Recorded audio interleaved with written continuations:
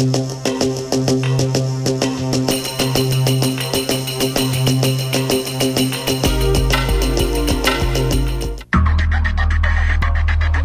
1899, al terminar su mandato, Piérola fue sucedido por Eduardo López de Romaña.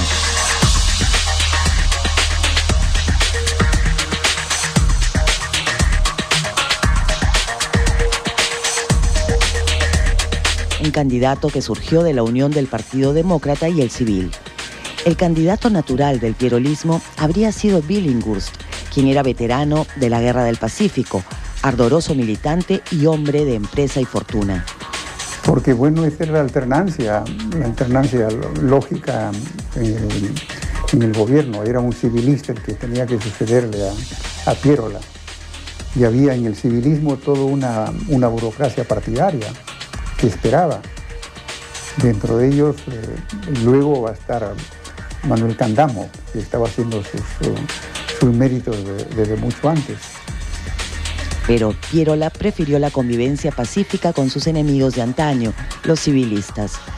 De este modo, fue electo López de Romaña como candidato de unidad entre el Partido Civil y el pierolismo, que se dividió a causa de esta decisión. Durante su gobierno, López de Romaña adoptó el patrón oro y profundizó el ritmo de desarrollo capitalista. Billinghurst carecía de la habilidad política necesaria. Justamente algunos se preguntan por qué tras el gobierno de Piérola, del 95 al 99, el candidato demócrata no es Billinghurst, que era el lógico sucesor. Era además un hombre de una gran fortuna, que de hecho financiaba a los demócratas. En vez de él se escogió a López de Romaña, un arequipeño que resultó como una figura de transacción con el civilismo, ¿no? Y se dice que Piérola no escogió a Billinghurst porque le parecía como un poco alocado, desatado, de decisiones temerarias. Al finalizar el gobierno de López de Romaña, se impuso la candidatura de Manuel Candamo.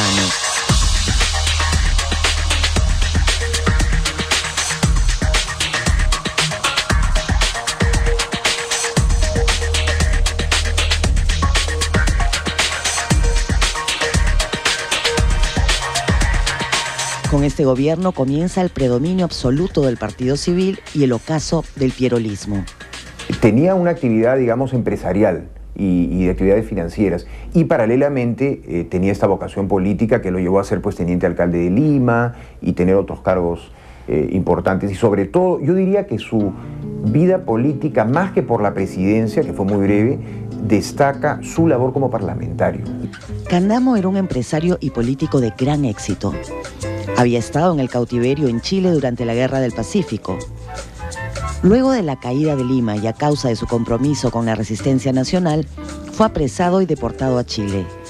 Es interesante porque él, por ejemplo, en varias partes dice, sobre todo al principio en Angol, que la comida es muy buena, que los tratan bien, que caminan libremente por el pueblo, etc. Y más bien se queja de la, digamos, de la parte por el lado anímico, moral, de por ejemplo soportar el 18 de septiembre en Chile, y hay una carta donde él comenta que se encierra en su cuarto para no ver los fuegos artificiales y no participar ni ser testigo de de las celebraciones por el Día de la Independencia de Chile, por el dolor que eso le producía.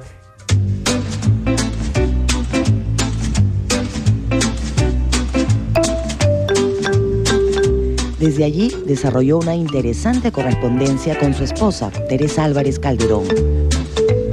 Hay una parte muy tragicómica, digamos, que él cuenta que él estaba en el batallón de abogados y jueces preparándose para la defensa de Lima, y cuenta que formaron en la plazuela de la Merced y que Piérola pasó revista, ¿no? Y entonces habla de las polainas y lo ridículo que se veía, ese hombre tan bajito, y además los barrigones que eran los jueces y cómo esos no podían defender Lima. Entonces a Piérola realmente lo critica muy duramente, y más en la etapa anterior, cuando va a luchar contra la expedición del Talismán, ¿no?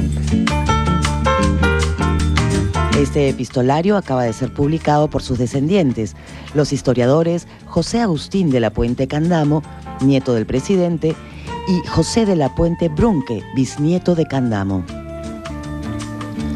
La correspondencia ha sido publicada bajo el acertado título de El Perú desde la intimidad. En efecto, se trata de una visión muy completa de la vida peruana de este periodo, pero escrita por una pareja que no escribió para que su correspondencia fuera publicada, sino para comunicarse informaciones y pensamientos íntimos.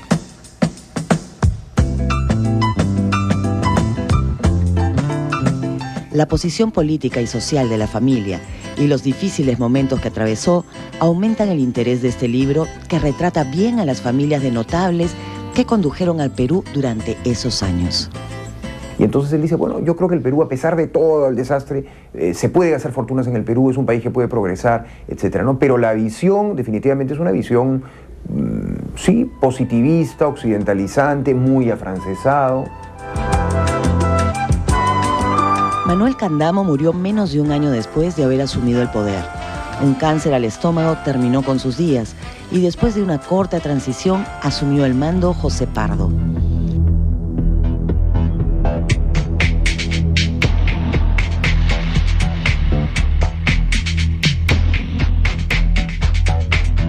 Él era hijo de Manuel Pardo y llegó a ser presidente en 2 ocasiones. Pardo era uno de los herederos políticos del civilismo. Su padre, Manuel Pardo, ¿no?